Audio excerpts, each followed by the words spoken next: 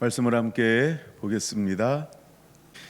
마가복음 8장 2절 우리 함께 봉독하겠습니다. 내가 무리를 불쌍히 여기노라. 그들이 나와 함께 있은지 이미 사흘이 지났으나 먹을 것이 없도다. 아멘. 자, 오늘은 마가복음 20번째 시간. 오늘 제목은 예수님의 부흥회. 예수님의 부흥회. 예수님은 계속해서 사역을 확장하고 있습니다. 그 다음에 예수님은 지속적으로 다음 세대인 제자들을 훈련하고 있습니다. 이 8장에 넘어와서 예수님께서 하시는 일이 무엇일까? 이미 7장 마지막 부분에 보면 어떤 사람들이 예수님께 모여들고 있을까? 32절 기먹은 사람, 말 더듬는 사람들. 그 다음에 37절 못 듣는 사람들, 말 못하는 사람들. 예수님께로 모여들고 있는 모습을 볼 수 있습니다. 이들이 예수님께로 모여드는 이유가 무엇일까? 치유받기를 원하신다라고 하는 것입니다. 그럼 우리는 이것을 어떤 부흥회라고 제목을 하나 더 첨부한다면 뭐라고 이야기할 수 있을까? 예수님의 치유 부흥회. 그러니까 예수님은 치유의 성회를 하고 있는 것입니다. 얼마나 사람들이 많이 모여 들었을까요? 한 번은 기적이 일어났을 때 여자와 아이를 제하고 5천 명이 먹었다. 또 어떤 경우는 여자와 아이를 제하고 4천 명이 먹었다. 이런 기록이 있습니다. 이런 거 보면 어마어마한 무리들이 예수님을 따라 예수님이 계신 곳으로 나아왔고 그 안에는 주로 어떤 사람들이 있었을까라고 할 때 병든 자, 귀신 들린 자, 그 다음에 장애인, 육체적인 연약함과 문제를 가지고 있는 사람들이 누군가의 도움을 받아서 누군가의 안내를 받고 누군가의 소문을 듣고 함께 무리를 지어서 나왔다라고 볼 수 있습니다. 그럼 우리가 혼자 누군가의 도움을 받는다라고 할 때 그 누군가는 어떤 사람들일까라는 생각을 해볼 수 있죠. 여러분들은 어떤 집회나 어떤 모임에 갈 때 누구와 함께 가게 될까요? 모르는 사람들이 인터넷상에서 방을 만들어서 나 여기 모임에 갈 건데 여기 붙어라, 모임 갈 사람. 이렇게 해서 모여서 갈까요? 대부분 어떤 사람이 함께 갈까요? 가족이나 지인이나 가까운 사람들이라고 하는 것입니다. 그럼 여기 모였던 때로는 5천 명, 때로는 4천 명, 때로는 그 이상의 무리들은 주로 어떤 관계를 맺으면서 모여들게 되었을까라고 하는 것입니다. 이 사람들은 서로 일가요 친척이요 아주 친밀한 사람들이었다라고 하는 것입니다. 그래서 예수님의 소문을 들으면 들을수록 그 가족들이 권면을 했을 것입니다. 또 이웃이 권면을 했을 것입니다. 또한 그것을 들었을 때 어떤 질병을 가진 사람들이 나도 가고 싶어. 나 좀 그 모임에 들어가면 안 될까? 나도 예수님 만나고 싶어. 예수님 만나면 놀라운 일이 일어난다고 하는데 나도 예수님을 만남을 통해서 나도 나의 묶임에서 노임받고 자유하고 싶어. 아마 여러 가지 이런 의견들을 가지고 예수님께로 모여 들었을 것이다. 이런 생각을 해 봅니다. 우리가 장과 절수는 이제 우리가 성경을 찾기에 편리하기 위해서 장과 절을 나누어 놨습니다. 자, 그러면 8장에는 무엇이 시작되어지고 있냐 하면 소제목이 이렇죠. 4천 명을 먹이시다라고 말입니다. 그러면 이미 5천 명 먹인 역사가 있었죠. 근데 이번 모임에는 4천 명을 먹이는 또다시 이런 일들이 일어나고 있다라고 하는 것입니다. 근데 예수님은 지금 무엇을 하고 있었던 것일까요? 부흥회를 하고 있었죠. 오늘날로 말하면 근데 부흥에는 두 가지가 있어요. 하나는 말씀 사역, 하나는 은사 사역. 이렇게 기도 사역이라고도 볼 수 있죠. 두 가지로 이렇게 크게 볼 수 있다는 것입니다. 근데 예수님은 먼저 늘 하시던 형태가 어떤 형태로 사역하셨냐 하면 말씀을 나누십니다. 그러고 난 다음에 기도 사역을 하시고 계셨던 것입니다. 때로는 예수님은 어떻게 사역했을까요? 또 두 번째 방법입니다. 예수님은 말씀 사역을 먼저 하는 경우도 있었지만 두 번째 예수님은 치유 사역을 먼저 할 때가 있었습니다. 그러고 난 다음에 가르치는 사역을 하신 적도 있습니다. 그러니까 한 번은 말씀을 가르치고 치유 사역하고 또 한 번은 치유 사역하고 말씀을 가르치고 이런 사역을 예수님은 사역의 형태를 가지고 교차하면서 그때의 때에 따라서 다양성을 가지고 사역하신 것을 볼 수 있습니다. 근데 먼저는 이와 같은 본문에 마태복음 15장 앞부분에도 무엇이 기록되어져 있을까라고 할 때 마가복음 7장 31절 이하에 있는 말씀이 기록되어져 있습니다. 그래서 예수님께서는 어떤 사람들을 치유하고 계시냐라고 하는 것입니다. 먼저 치유할 때도 성경에는 하나의 법칙이 있다라고 하는 것입니다. 이건 절대적인 법칙은 아니지만 이렇게 표현하면 좋을까요? 우선적 법칙이다, 이런 생각이 들었어요. 왜? 성경은 꼭 이것을 정확하게 한 가지로 명시한 것이 아니고 다양성을 가지고 명시하고 있기 때문에 한 가지로만 정리하면 성경을 편협하게 볼 수 있기 때문에 그냥 다양성이다. 근데 여기에는 하나의 원칙이 있다라고 하는 것입니다. 그 가장 중요한 원칙 중에 하나가 무엇이냐 하면 치유를 원하는 자들을 치유하셨다는 것입니다. 이것이 가장 중요한 원칙이라는 것입니다. 여러분, 예수님께서 이제 기도 사역을 합니다. 치유 사역을 합니다. 근데 주로 어떤 사람들을 향하여 예수님께서 치유 사역을 하셨을까요? 치유를 원하는 사람이라는 것입니다. 그럼 우리는 배워야 하는 것이 하나 있습니다. 무엇을 배워야 할까요? 내가 사역한다 그러면 누가 치유를 원하는가?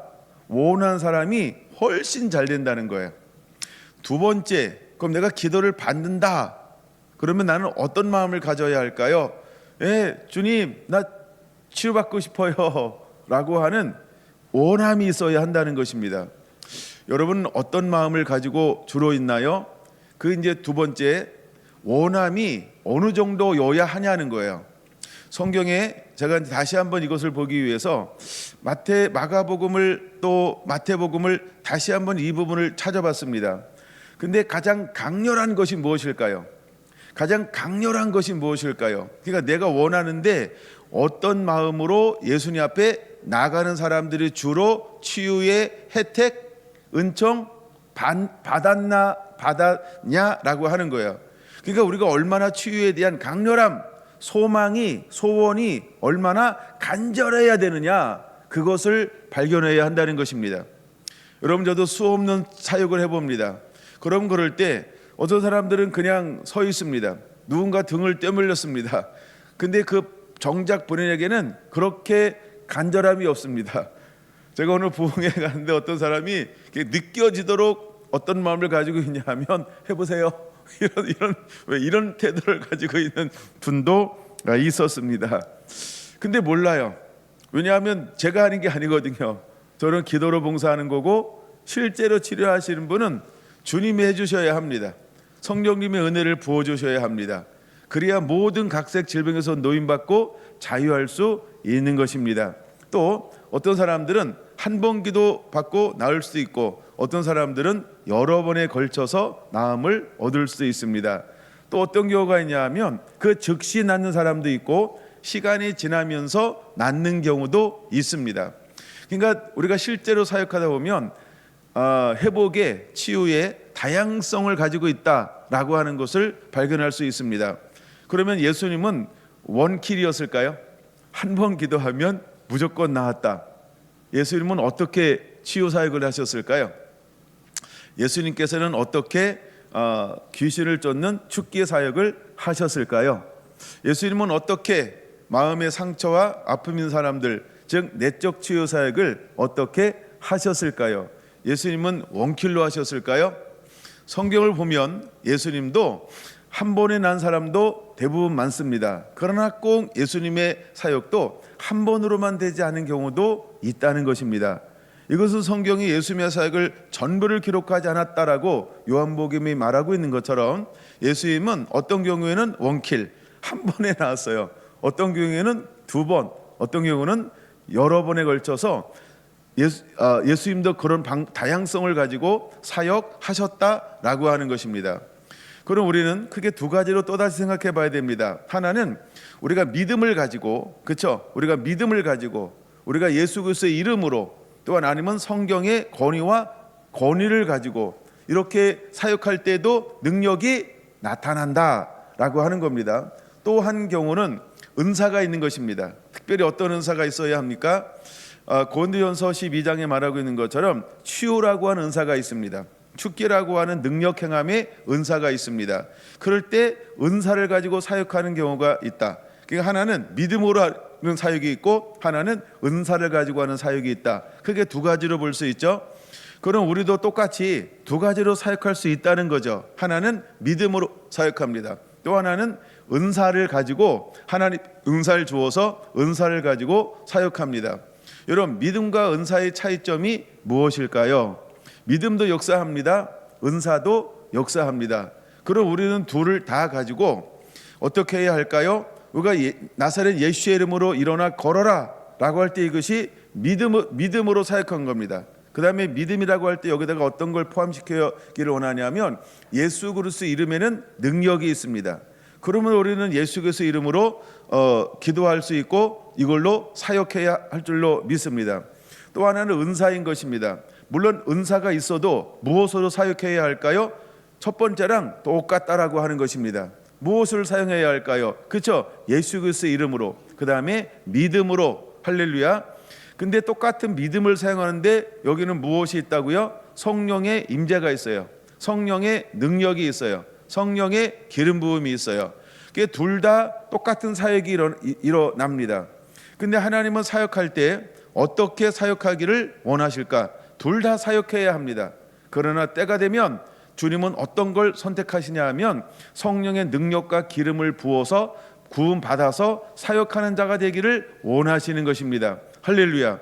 그러면 이렇게 분리해 볼까요? 예수님은 어떻게 사역했을까라고 할 때 예수님은 전자가 아니고 후자라고 하는 것입니다. 성경에 나오는 대부분의 사람들은 전자가 아니고 후자라고 하는 것입니다. 근데 오늘날은 사역을 할 때 크게 두 가지로만 분리한다 그러면 전자도 역사가 일어나고 후자도 역사가 일어난다라고 하는 것입니다. 그럼 오늘 시대를 살아갈 때 여러분들은 어떤 것을 취해야 할까요? 물론 전자도 취해야 합니다. 그러나 후자를 취하는 것이 훨씬 낫다는 것입니다. 근데 왜 오늘날은 전자를 취하는 사람들이 많냐는 것입니다. 그 이유는 무엇이냐면 성령은 받고 싶은데, 능력은 받고 싶은데, 은사가 나타났으면 좋은데 무엇이 없습니까? 그렇죠? 역사하는 성령의 임재가 없습니다. 그러니까 능력이 나타나는 성령의 임재가 없습니다. 그러니까 우리가 성령으로 거듭났다, 성령을 받기를 원한다, 성령의 은혜가 있으면 좋겠다, 성령이 도우시지 아니하면 예수님을 임금과 구주로 고백할 수 없다. 이래서 우리가 이것은 다 가능합니다. 근데 이것을 가능하기 때문에 사역에도 사람들이 무엇을 가지고 사역할 수 있을까 할 때 실제로 능력이 나타납니다. 근데 우리는 무엇을 취하는 자가 되어야 할까? 예수님처럼 성령의 능력과 기름 부음을 가지고 사역하는 것을 취해야 합니다. 그러면 우리가 이 사역을 취하기 위해서, 이게 사도행전 10장 38절이고 마태, 마가, 누가, 요한복음에 나오는 예수님의 모든 사역은 후자인 것입니다. 예수님은 세례를 받고 올라오시는 동시에 하늘로부터 성령이 임하신 그 이후에 예수님께서 뭐하기 시작했어요? 누가복음 4장 18절 19절에 인용하는 것처럼 그는 눌린 모든 자를 자유케 했습니다. 그는 눈먼 자를 치유하기 시작했습니다. 그래서 사도행전 10장 38절에 이걸 모아서 한마디로 뭐라고 표현하는 거예요? 하나님이 나사렛 예수에게 성령을 기름 붓듯 하셨으며 그가 두루 다니면서 착하고 선한 일을 행하실 수 있었던 것입니다. 귀신을 쫓아낼 수 있었던 것입니다. 이는 하나님이 함께 하시기 때문이라고 말하고 있는 것입니다. 그럼 오늘날 우리는 부흥회를 한다, 내가 하나님 앞에 나간다, 내가 기도를 받는다, 내가 이제 섬기는 자로 일어선다라고 할 때 우리는 반드시 무엇을 가지고 사역하는 자가 되어야라고 할 때 우선순위는 믿음만으로 가지고 하는 것, 이것 멈춰 있는 것이 아니고, 물론 나사렛 예수의 이름으로 이것만 가지고 하는 것이 아니고 성령을 받은 상태에서 믿음으로 사역하는 겁니다. 성령이 함께 하시는 가운데 나사렛 예수의 이름으로 사역하는 것입니다. 그러면 오늘 우리는 어떤 부흥회의 사역자가 되어야 할까요? 여러분들이 일반적으로 누군가를 섬길 때 어떻게 섬기는 자가 되어야 할까요? 우리는 성령의 임재 가운데, 성령의 기름 부음 가운데 은사를 가지고 사역하기를 사모하는 자가 되기를 예수님의 이름으로 축원을 드립니다. 할렐루야. 성경을 한번 찾아볼까요? 요한복음 14장 12절입니다. 요한복음 14장 12절입니다. 찾으신 분은 같이 한번 눈으로 보세요. 내가 진실로 진실로 너희에게 이르노니 나를 믿는 자는 내가, 예수님이죠, 하는 일을 그도 할 것이요. 우리가 예수님을 믿으면 예수님이 하는 일을 그도 하게 될 것이다 라고 말하고 있습니다. 두 번째, 또한 그보다 큰 일도 하리니 이는 내가 아버지께로 가미니라. 그럼 맨 마지막 단어부터 볼까요? 내가 아버지께로 가미니라. 이 말씀이 오늘은 왜 중요할까요? 예수님께서 이 땅에 계실 때 제자들에게는 무엇이 임하지 않을까요? 성령이요. 그럼 그들은 무엇을 가지고 사역할까요? 마태복음 10장에 말한 것처럼 예수님께서 그에게 나누어 준 무엇을 가지고? 권능과 능력을 가지고. 그러니까 이것만 가지고는 안 된다는 것입니다. 이것만 가지고는 한계가 있다라고 하는 것입니다. 근데 또한 그보다 더 큰 일도 할 것인데, 큰 일을 하게 되는 비결은 어디에 있는 걸까요? 내가, 예수님이죠, 아버지께로 가미니라. 이 단어가 왜 중요할까요? 예수님께서 아버지에게로 가야 그 다음에 무엇이 이 땅 가운데 임하실 수 있을까요? 성령인 것입니다. 그래서 이 단어는 매우 중요한 말인 것입니다. 너는 더 큰 것도 하게 될 거야. 근데 내가 아버지께로 가야만 돼. 이게 전제 조건이에요. 그러니까 실제로 예수님께서 이제 모든 걸 감당하시고 부활하여 승천하셨습니다. 그 이후에 열흘 이후에 이 땅 가운데 무엇이 임했죠? 오순절이라고 하는 성령이 임하였습니다. 성령이 임하는 동시에 14장 12절의 말씀은 팩트, 즉 실제가 되었다라고 하는 것입니다. 단순히 마태복음 10장에 능력과 권능을 가지고 나가 말씀을 가르치고 그 다음에 병들을 고치고 귀신 들린 자를 고치는 것이 아닙니다. 한 번은 귀신 들렸던 사람들이 이제 예수님께서 지난번에 왔죠. 조잘조잘 뭔가 이렇게 막 보고를 하는 겁니다. 보고를. 근데 예수님은 너무나 많은 무리, 몇 명이나 모였다? 10,000명 이상이나 모였다. 그러니까 예수님은 이 사역에 집중하고 있는 겁니다. 그들을 향하여 뭐라고 말합니까? 야, 너희는 가서 조금 쉬어라 라고 말하고 있는 것이죠. 그 사역에 관심이 없어 하는 것이 아니고 예수님의 초점이 어디에 있는 거예요? 그 앞에 모여있는 10,000명에 우선하고 있는 것이죠. 왜? 이미 그들은 사역을 하고 온 거고, 과거형이죠. 지금 예수님은 뭐 하고 있는 거예요? 실제로 10,000명이나 되는 대중들을 향하여 사역하고 있는 거고. 그러니까 예수님은 과거의 신경을 더 우선순위를 둔 것이 아니고 현재형에 우선순위를 두었다. 이걸 배워야 합니다. 절대로 여러분 섭섭해하지 않게 되기를 바랍니다. 그러니까 제자들은 삐지지 않았다. 모르겠어요. 삐지지 않았다. 이렇게 보는 것처럼 이게 우선순위라고 하는 것이죠. 근데 이런 상황 속에서 이제 제자들이 나가서 어떤 때는 귀신을 제압했어요. 그렇죠? 귀신이 나갔단 말이에요. 근데 70 제자들이 돌아와서 보고할 때 어떤 일도 있었나요? 예수님 어떤 건 되는데 어떤 건 안 되네요 라고 했습니다. 이게 전자로 사역하기 때문에 그런 겁니다. 아직 무엇이 임하지 않았나요? 후자인 성령의 은사가 임하지 않았습니다. 즉 믿음으로 하는 것은 뭐예요? 믿음의 한계가 있다는 거예요. 그렇죠? 예수 그리스도 이름에 한계가 있는 것이 아닌 그것을 받아들이고 믿음으로 어느 정도 수용하느냐에 따라서 내게 어떻게 예수님의 이름의 권세와 능력을 내가 어떻게 담아낼 수 있는 분량에 따라서 다르다라고 하는 것입니다. 그렇죠? 그러니까 우리가 이것 가지고는 한계성이 있다 이렇게 볼 수 있다라고 하는 것이죠. 왜? 이게 이제 또 다시 나가면 믿음은 분량이 있습니다. 믿음은 뭐가 있다고요? 분량이 있습니다. 어떤 믿음은 큰 믿음도 있고 어떤 믿음은 작은 믿음도 있다고 그랬습니다.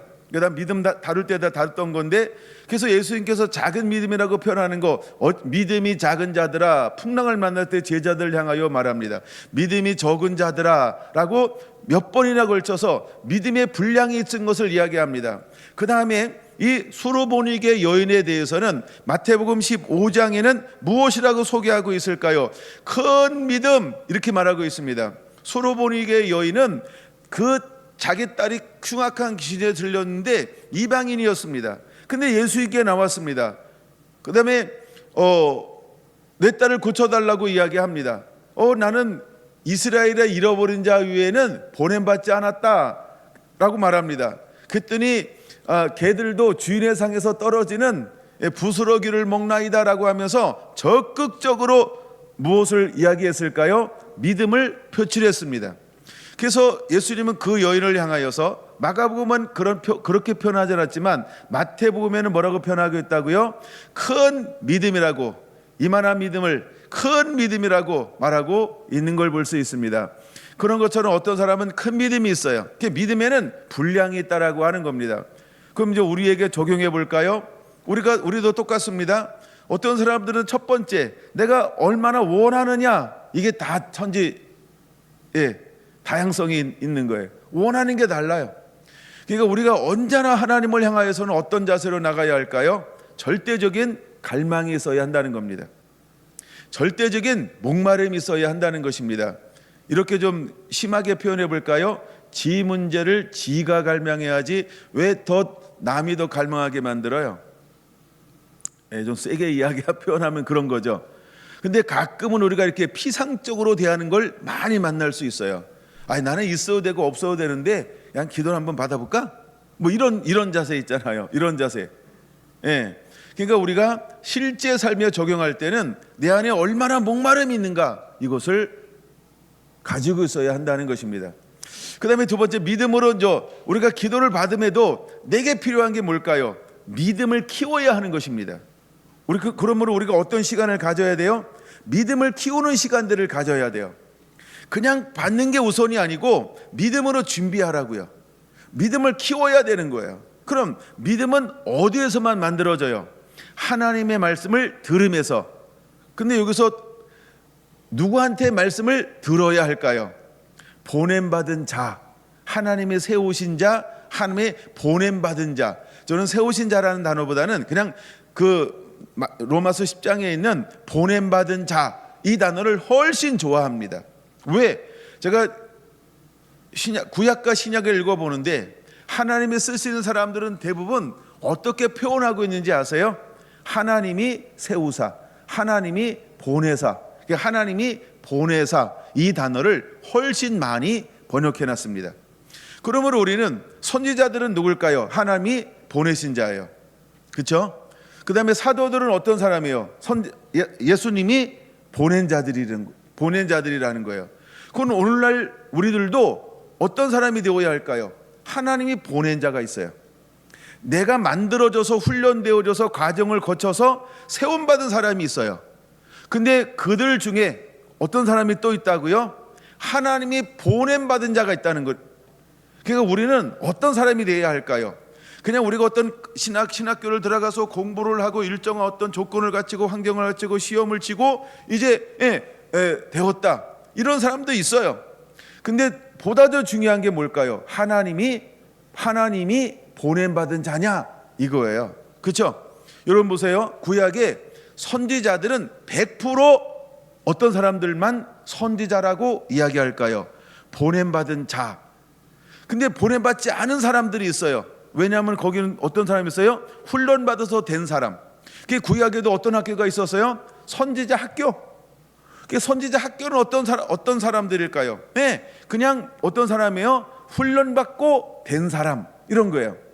근데 하나님은 어떤 사람들을 통하여 구체적으로 일할까요? 하나님이 보냄받은 자가 있어요. 하나님이 보내시는 분들이 있어요. 그러므로 우리가 이런 부분에서 좀 더 깊이 다루어서 무엇을 더 사모해야 되느냐? 우리가 믿음을 키워야 한다는 거예요. 믿음을 키워야 한다는 거예요. 믿음을 키우는 게 무엇이냐? 2025년을 시작하면서 우리는 하나님의 말씀에 소킹하길 원하는 거예요. 하나님의 말씀에 충분히 젖어져야 합니다. 그리고 하나님의 말씀을 읽으면 읽을수록 내 안에 무엇이 채워지고 또 채워져야 할까요? 하나님의 살아있는 말씀, 부닥치는 말씀, 씨름하는 말씀이 레마로 일어나야 합니다. 그리고 레마를 뛰어넘어 하나님의 은혜를 부어주기 시작할 때 그것이 어떤 것은 계시적 눈이 열려야 합니다. 할렐루야.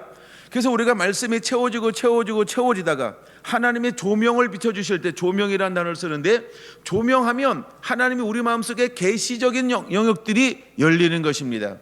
사도 바울은 에베소 교회를 향하여서 끊임없이 기도하는 것을 멈추지 않겠다라고 고백하고 선포하고 있습니다. 무엇을 쉬지 않고 기도하겠다고는 선포하고 있을까요? 하나님, 우리에게 지혜와 계시의 영을 부어주시어서 하나님을 아는 자가 되게 하여 주옵소서. 또한 우리의 마음의 문을 열어 주시옵소서. 부르심의 소망이 무엇인지를 아는 자가 되게 하여 주시옵소서. 그러므로 우리 안에는 지혜와 계시의 영이 임해야 합니다. 우리의 마음 눈이 열려지는 은혜가 임해야 할 줄로 믿습니다. 우리가 말씀을 읽어나갈 때 이 믿음의 장성한 자가 되는 방법이 무엇일까? 이처럼 지혜와 계시의 영이 우리 안에 임해야 할 줄로 믿습니다. 우리의 마음 눈이 열려지는 은혜가 임해야 할 줄로 믿습니다. 우리는 이렇게 알고 있고 이렇게 믿고 있고, 하여간 우리가 이렇게 알고 있습니다. 이게 재밌는 건데 열심히 적으시냐고 보세요. 하나님 말씀은 살았고 운동력이 있어라고 말합니다.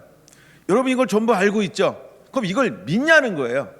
하나님 말씀은 살았고 운동력이 있어 혼과 영과 및 관절과 골수를 찔러 쪼개는 것을 믿냐는 거예요. 믿는 거랑 아는 거랑 다릅니다. 여기서 아는 것은 지식적 알면 말하는 겁니다. 이것은 믿음이 승화되지 않습니다. 하나님 말씀은 살아있대. 이것 가지고는 뭐가 작동하지 않는다고요? 믿음이 작동하지 않는다고요. 우리 안에 간절히 원함이 있어야 합니다.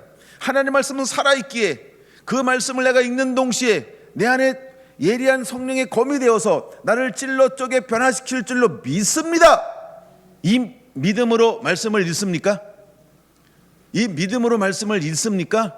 그러면 만약에 우리가 그렇게 말씀을 읽는다라고 한다면 우리 안에 없는 것이 하나 있습니다. 무엇이 없을까요? 길가밭이 한 사람도 없습니다. 근데 우리가 말씀을 읽어나가기 시작합니다. 근데 읽기를 읽었는데 내 안에 무엇이 없어요? 깨달아지는 게 없어요. 그러면 뭐예요? 그냥 머리로 읽은 겁니다.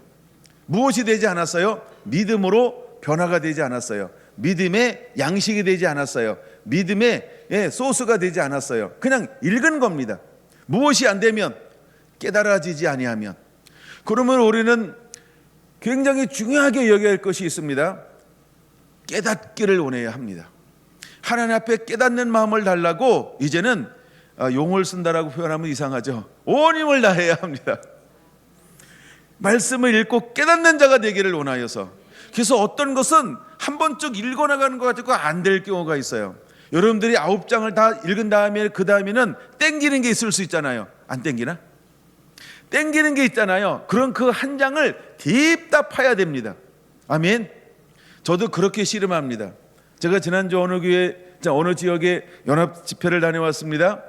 근데 시편 37편을 본문으로 삼았습니다. 한 번 읽고 두 번 읽고 자꾸만 읽고 싶네. 한 달 동안 깨달아지지 않는 거예요. 주석을 봐도 딴 사람의 설교를 들어도 물론 저 다루는 포인트가 다른데, 근데 하여간 제가 이제 공부하는 방법이 뭐냐 하면 내가 깨달아져야 돼요. 내 마음에 시원해져요.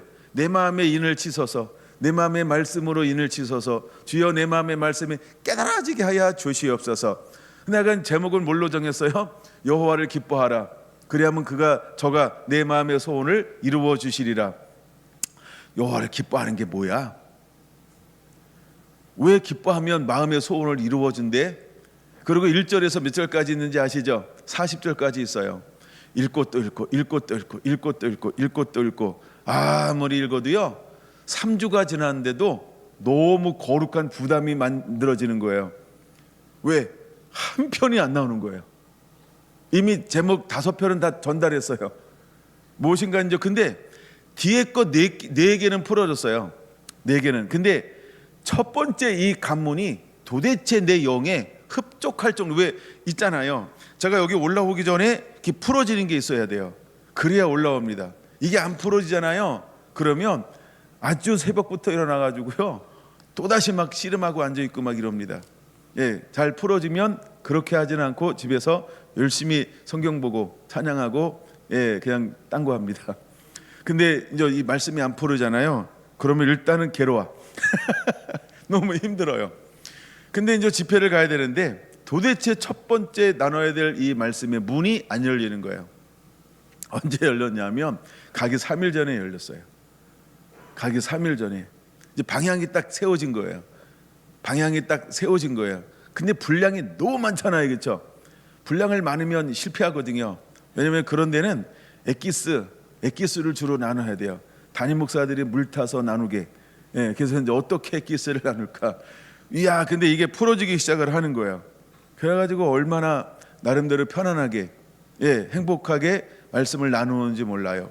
이걸 우리는 뭐라고 말하냐면 믿음이라고 표현하는 것입니다.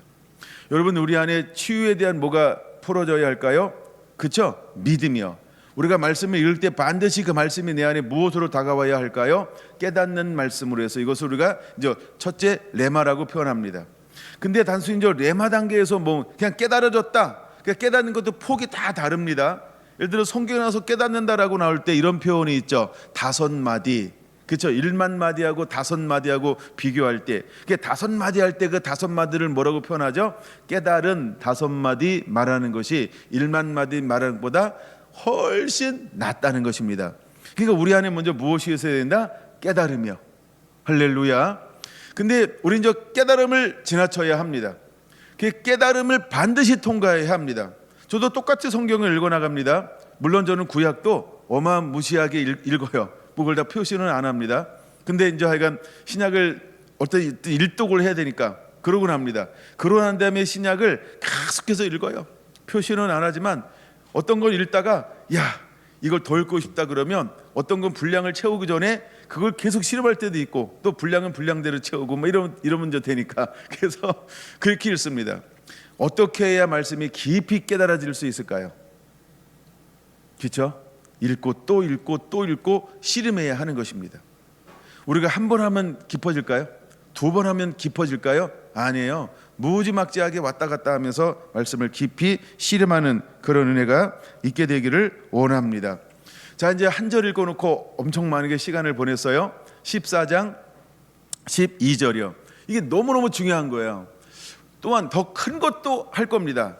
근데 큰 것도 하는 사람은 어떤 사람이냐 하면 예수님께서 아버지께로 가면 아버지께로 가야만 하시는 일이 있어요. 그게 뭐예요? 보혜사 보내주시겠다는 겁니다. 근데 보혜사를 향하여 뭐라고 지칭하고 있어요? 진리의 영이라고 말하고 있습니다. 그러니까 진리의 영이 너에게 임하면 예수님이 한 것보다 더 큰 것도 할 수 있으리라 이렇게 말씀하고 있습니다. 그럼 이제 우리는 부흥회를 감당할 때, 부흥회를 이룰 때, 또 부흥회를 갈 때 우리가 무엇을 사모하는 자가 되어야 할까? 부흥회를 인도하는 자도 그렇죠? 성령의 사람이어야 합니다. 부흥에 참여하는 자도 성령님을 원하고 갈망하고 성령이 있으면 훨씬 좋습니다. 그러므로 우리는 성령의 사람이 되어야 할 줄로 믿습니다. 할렐루야.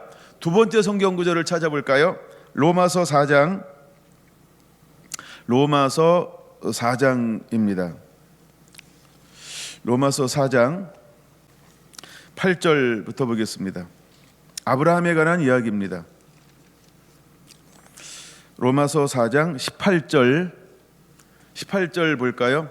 로마서 4장 18절. 아브라함이 바랄 수 없는 중에 바라고 믿었으니.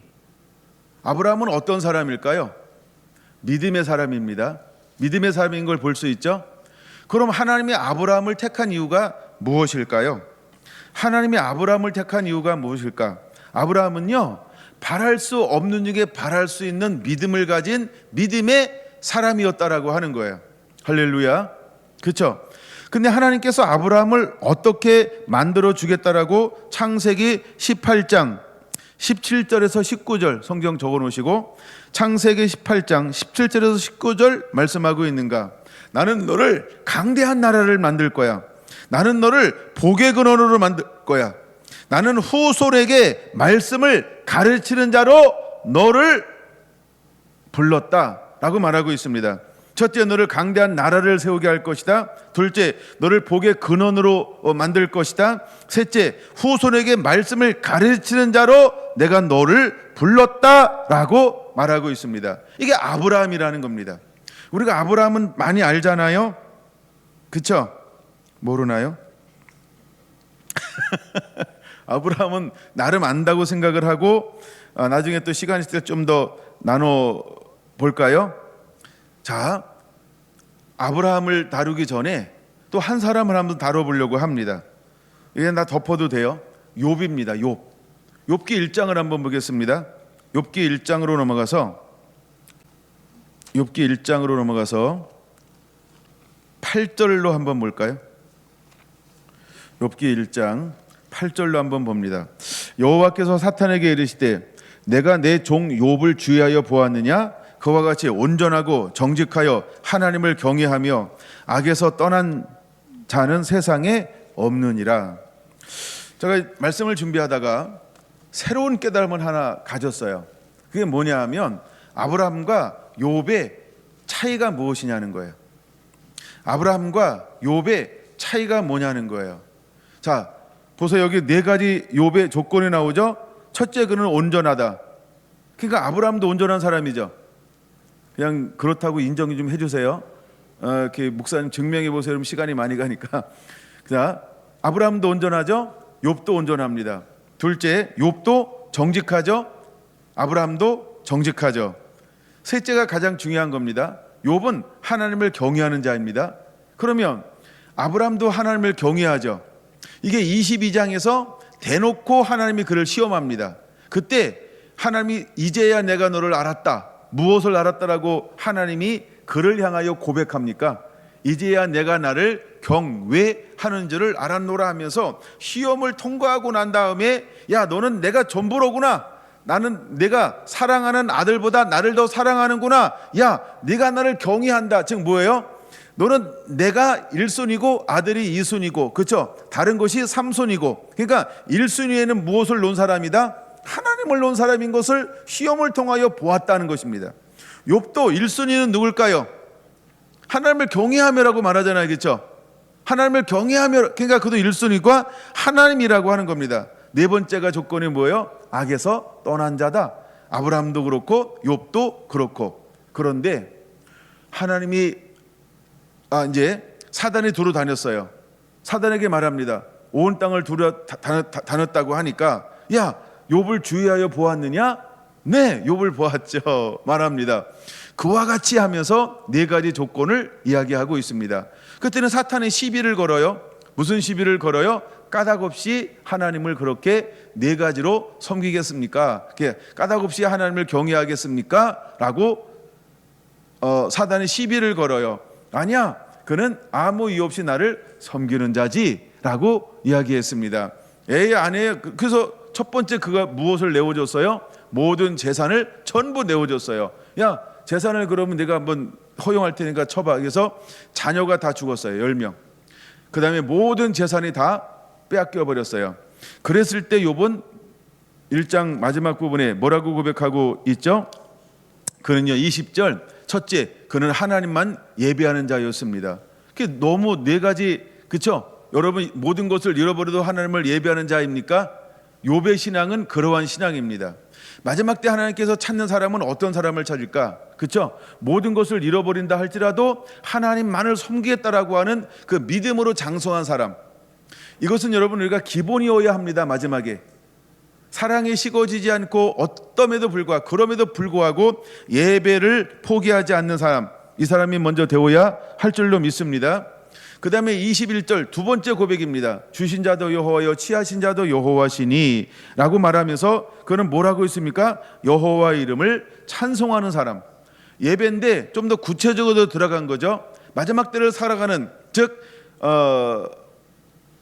7년 대환란이 왔을 때, 적그리스도가 일어났을 때 어떤 사람들이 그것을 통과하며 이기는 자가 되어서 마지막 대부분과 대추수 잃어버린 영혼들을 추수할 수 있게 되었을까라고 할 때 우리는 21절의 소양을 가진 자가 되어야 합니다. 우리의 믿음의 표현이어야 합니다. 우리의 입술의 표현이어야 합니다. 우리의 삶의 고백이 되어야 합니다. 주신 자도 여호와여 취하신 자도 여호와시니라고 하는 이 고백이요. 만약에 이것이 없다라고 한다면 우리는요, 빼앗기는 것 때문에 롯의 처가 될지도 모릅니다. 뒤돌아서지 않겠네 하면서 전부 다 고개가 뒤로 돌아가요.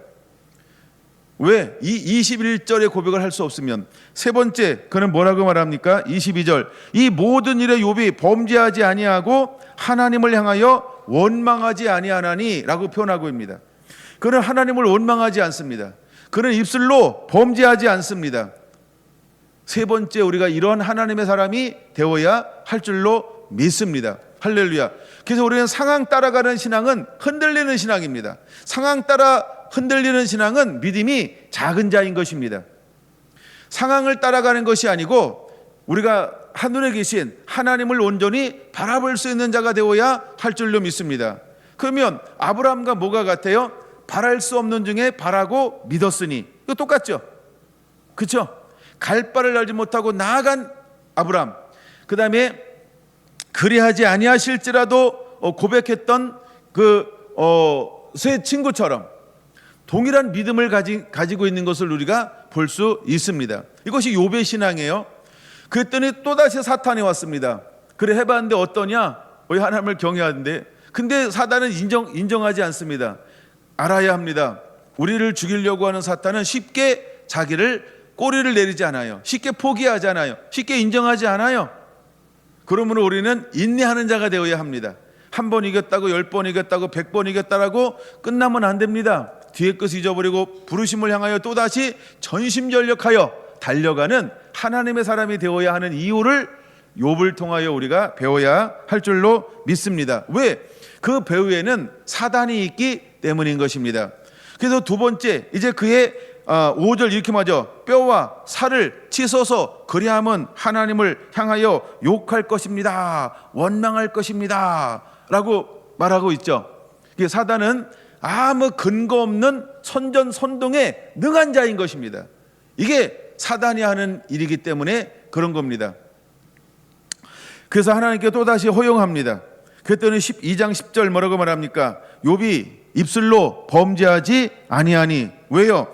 5절에 이거요. 하나님을 향하여 욕하지 아니하겠나이까? 라고 했어요. 그러니까 욕은 입술로 하는 거죠. 눈으로 욕할 수도 있지만 입술로 욕하는 거죠. 그러니까 10절에 뭐라고 표현하는 거예요?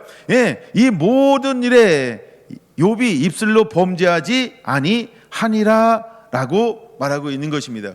이게 욥의 신앙이고 욥의 믿음이에요. 그러면 아브라함과 욥의 차이점이 무엇이냐는 거예요. 이걸 다 통과했어요. 그리고 38절부터 40절까지는 이제 42장까지 38장에서 42장까지는 하나님이 직접 나타나셔서 욥하고 이야기를 합니다. 욥하고 실제로 같이 이야기합니다. 그러면서 그러고 난 다음에 욥의 그릇은 어디까지일까? 욥은요 이렇게 42장까지 기록이 되어져 있음에도 불구하고 무엇이 없을까요? 하나님이 욥을 향하여 내가 너를 큰 나라로 삼겠다 이런 약속이 없어요. 두 번째, 내가 너를 복의 근으로 삼겠다 이렇게 말하지 않아요. 그렇죠? 세 번째, 너는 후손에게 이 말씀을 가르쳐 지키게 하라 이런 말씀을 하지 않아요. 이게 욥입니다. 이게 욥이에요. 근데 욥은 어느 시대의 사람이라고 우리가 알고 있죠? 족장 시대, 즉 초기 족장 시대. 그럼 초기 족장들이 누굴까요? 욥과 아브람과 욥인 것입니다. 그게 같은 시대에 살았어요. 근데 잘 보세요. 욥은 어디에 살았을까요? 우스운 땅에 살았죠. 우수에 살았다 이렇게 말합니다.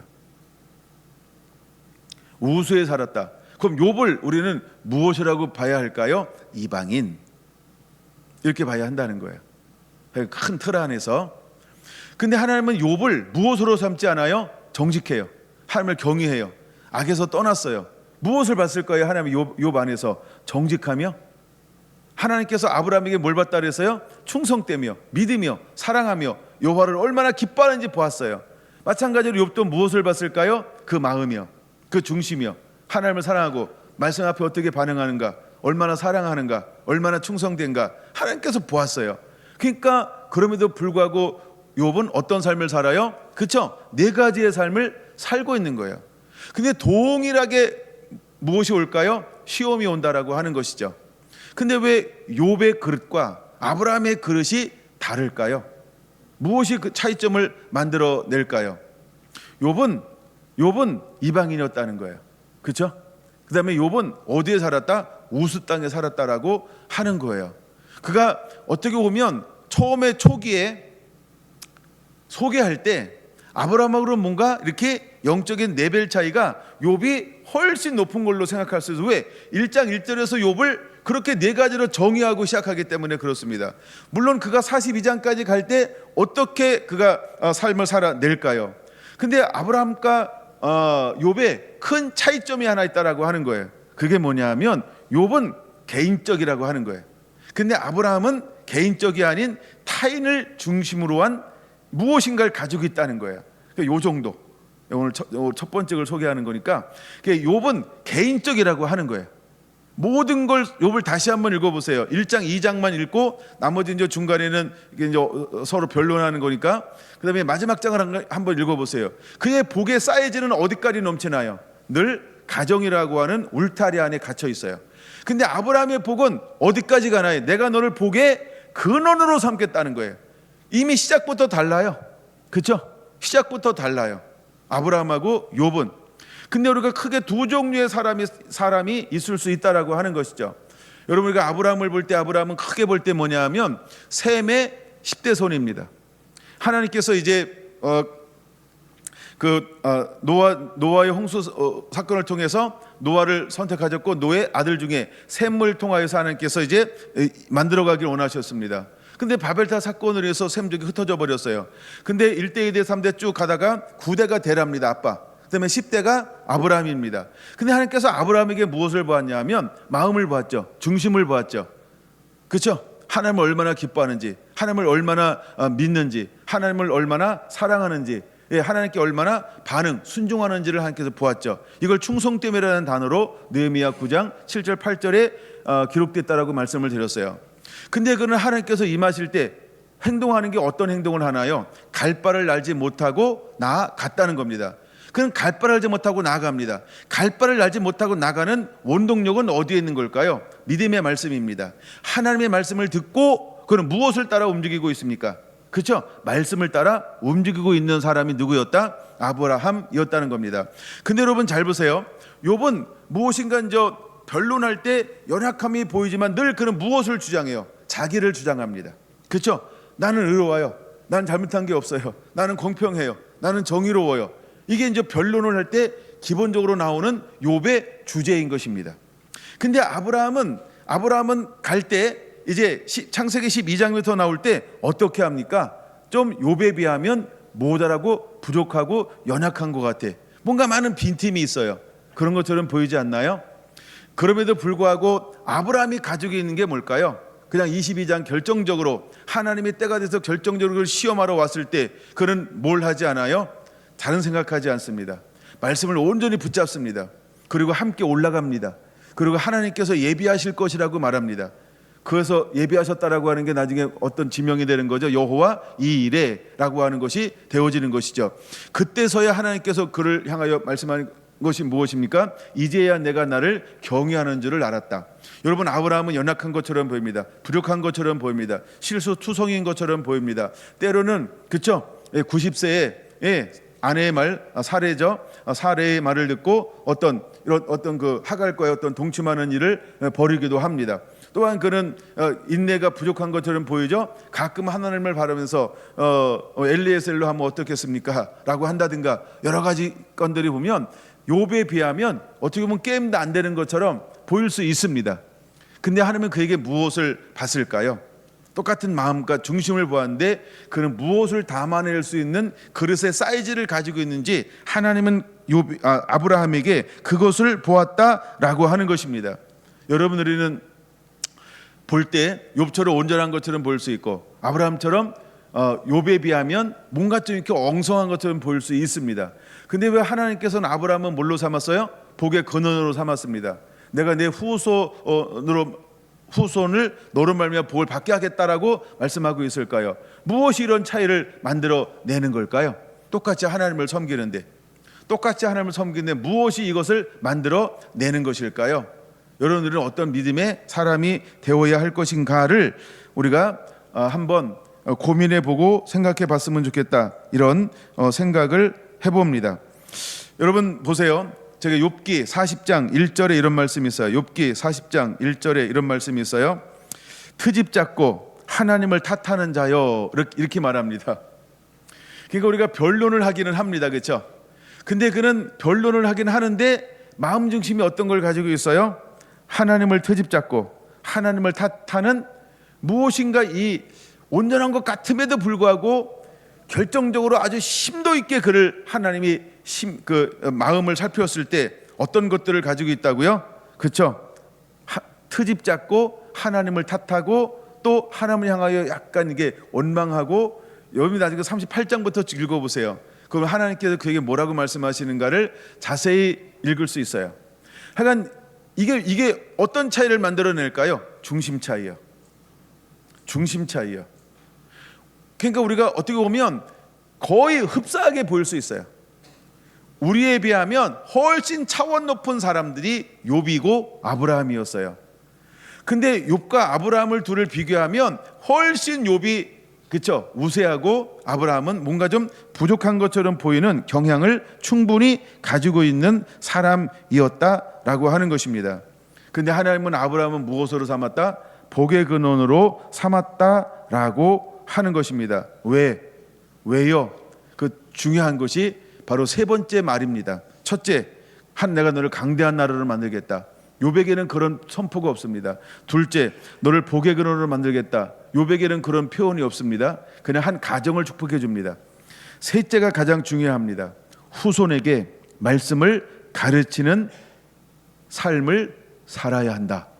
이게 하나님께서 아브라함에게 주시는 굉장히 중요한 약속이라고 하는 것입니다. 어떤가요, 여러분? 여러분들 안에는 왜 사역자가 되어야 하는가? 즉 예수님의 이 사역을 통해서, 예수님의 부흥을 통해서 하나님은 우리에게 무엇을 보여주고 싶냐라고 하는 것입니다. 저는 아브라함의 이야기를 어디부터 시작했냐 하면 로마서 4장 18절에서 22절 이것부터 시작이 되었습니다. 아브라함은 어떤 사람일까요? 바랄 수 없는 중에 바라고 믿은 사람이라고 하는 것입니다. 바랄 수 없는 중에 바라고 믿는 사람이었다라고 하는 것입니다. 예수님께서 사역하실 때 예수님을 통하여 나음받은 사람들은 그 밑바닥에 무엇이 깔려 있는 걸까요? 그런 마귀들에 눌려 있습니다. 현상은 말더듬이, 벙어리, 맹인, 소경, 그 다음에 저는 자, 귀신 들린 자, 이런 사람들이었습니다. 근데 그들에게 어떤 역사가 일어났어요? 소문을 들었어요. 소문을 듣고 나서 그들이요, 사람들이 몰려오기 시작을 했습니다. 이걸 우리는 무엇이라고 표현할 수 있을까요? 바랄 수 없는 중에 바라는 믿음이었다라고 하는 것입니다. 이제 우리가 두 가지입니다. 하나는 여러분 모두가 사역자가 되어야 합니다. 또한 여러분이 어떤 집회에 참석을 했습니다. 그럼 우리는 어떤 마음으로 참석을 해야 할까요? 바랄 수 없는 중에 바라고 믿는 그 믿음이요. 예, 아브라함처럼 바랄 수 없는 중에 바라고 믿는 믿음의 사람. 똑같이 우리가 사역을 합니다. 그럼 어떻게 사역해야 할까요? 바랄 수 없는 중에 바라고 믿음으로 사역하는 사람이 되어야 할 줄로 믿습니다. 여러분 이 말씀은 오후에 더 이어서 다루려고 생각합니다.